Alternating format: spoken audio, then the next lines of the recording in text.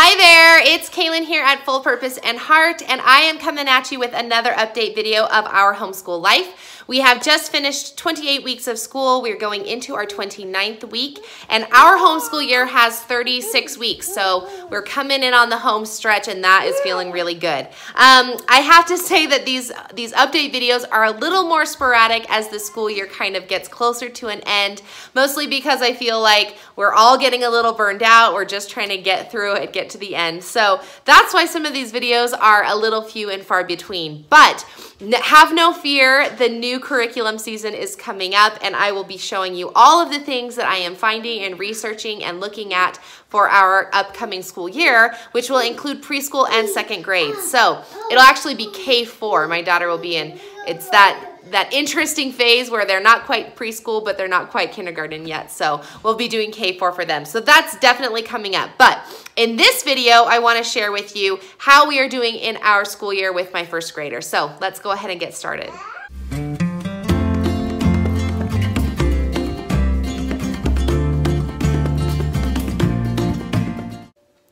All right, so I'm gonna try to keep this video kind of brief. I don't have a lot to catch you up on, but I will share with you where kind of things are going here in the next couple of weeks. So first and foremost is our English subject. Now, if you haven't been following along in our journey, our English subject has been a little bit rock and roll this year. At the beginning of the school year, I was using a boxed curriculum from the Horizons, which is published by Alpha and Omega.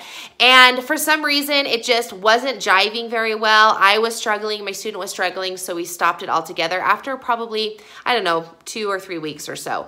And since then, we've been having a very eclectic English subject. I've just kind of pick and pulled from different publishers, different things, and we've been working on our probably phonics and vocabulary and spelling and reading, just in that sense.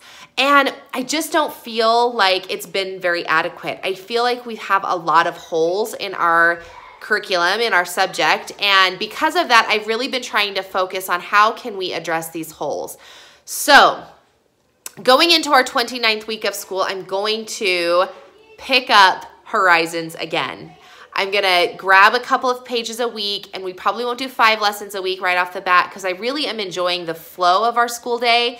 So I'm not really sure where to fit it in, but I'm going to pick up those lessons and start putting them into our school day so that we can begin to practice those phonics rules. I think that reading-wise, my student is pretty decent, but spelling has been atrocious. And we've also kind of lost some of our sentence structure rules. So I'm going to pick up our Horizons curriculum again and start where we left off, which I don't even know which lesson that was, but we're going to pick it up and start where we left off for that. So I will still be using these resources that we've been doing. So I've got Explode the Code here, and I've got Spell and Write Level 1, or I guess it's Grade 1 is what it's called. And I am really enjoying these. I don't feel like my student is learning how to spell with either of them. In fact, I was looking through and I was grading his work in Explode the Code last week. I noticed that he would do fine through each of the activities, but then when it came to the spelling test, he still didn't know how to spell the word. So we had a discussion about, son, the reason that you're doing these activities is to learn how to spell. I need you to try to put those to memory so that when we do the spelling test at the end of the week that you can spell the words correctly. And he kind of hoed and hummed about it, but I just feel like we're missing something that's not catching the spelling aspect of it all. So we're going to go back to Horizons, and hopefully that'll help pick that up a little bit. I do have some vocabulary chains, I guess it's called, or something like that. Anyway, vocabulary concepts that we have been doing, which has been teaching like synonyms and antonyms and compound words, I think. Maybe we did that one a couple weeks ago. Anyway, that's been really good just to talk about vocabulary and where these words kind of fit in our vocabulary. So I will continue using that as well. Also, as a part of our English studies is our reading, and we've been doing the Boxcar Children, and I need some help, I guess. I don't know what I'm doing wrong. Or maybe it's just like the thing that kids are, but we stopped doing, we were doing the Boxcar Children, and then we switched over to the Boxcar Children Adventures, and he was really interested in it for a couple of pages, I felt like, and then it was back to kind of trying to get him to read and pulling teeth, and he didn't want to do it, and he was disinterested. So I began to do it as a read aloud, and when I was reading it to him, he was very interested, very involved. He didn't want me to stop reading, so we would read 3 or 4 chapters a day just because he wanted to know what was coming next. So the book itself was interesting to him, but reading it was not. And so anyway, I got to figure out how to get him to read more. I feel like everybody is, not everybody, but every resource out there is teaching me that I need to have him read on his own every day for 15 to 20 minutes a day. And I've been trying to implement that. I feel like he's a good reader, but we're just struggling on the reading end. So if I'm telling this story to you and you're like, Kaylin, I hear you, I'm the same way, leave a comment below and let me know that I'm not alone. Or maybe you're listening to me express these feelings and you're like, I have the solution for you, I know what to do. Leave that in the comment below. I do read those comments and it would be of great help because you are my homeschool community. I don't have a lot of people around me who homeschool. I don't have any veteran homeschoolers that I can turn to. So you are it, and I ask for help in our reading world. Is this normal? Am I pushing through just as I should be? Or is there really an aspect, do I need to focus more on something different or drop the book and have him choose a book? I don't know what to do. So anyway, we're pushing through the rest of that book. I think we have maybe 3 or 4 chapters left. We're almost done. And he has enjoyed it. He loves it when I read to him. So I'm trying to transition to having him be a reader on his own, and that's going slow, to say the least. Okay, so enough about English. Math, I don't have anything to say. We're using the Horizons curriculum, if you do not know. And we love it. It's been a really great unit study for us, or just like a curriculum study for us. There are no videos involved or anything. We just teach the lesson on Mondays, and then, or the new concepts on Mondays. We do any review on Monday that we need to, and then throughout the rest of the week, he does his math on his own, primarily. I mean, I'm close by, but primarily he just does it on his own. So that's been going really good. We just finished test number 12, and he was very confident in it and felt very successful in doing it. So, so I'm very pleased with where that curriculum is panned out for us.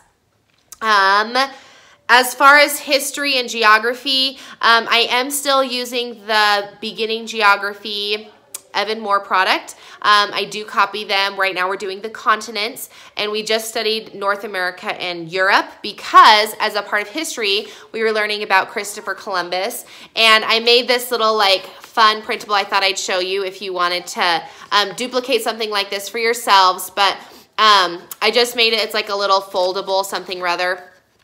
We talked about Christopher Columbus for we did the whole unit, so this was kind of the end of the unit thing, and we talked about what he wanted to discover, and then on the inside here, he had to match, my son had to match like where each one of those went. So each of these pictures, I had them kind of mixed up on the page. He had to color them and cut them out, put them in order, and then match them with the text that I had written adjacent to the pictures. All mixed up. So anyway, it really turned out cute, and now we're moving on to Jamestown. So we're gonna jump into that today, actually. So I'm looking forward to that.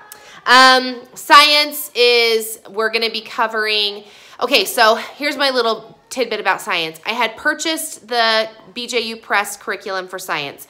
I loved how it was laid out. I loved the student text. I still have a lot of love for it. I just never picked it up.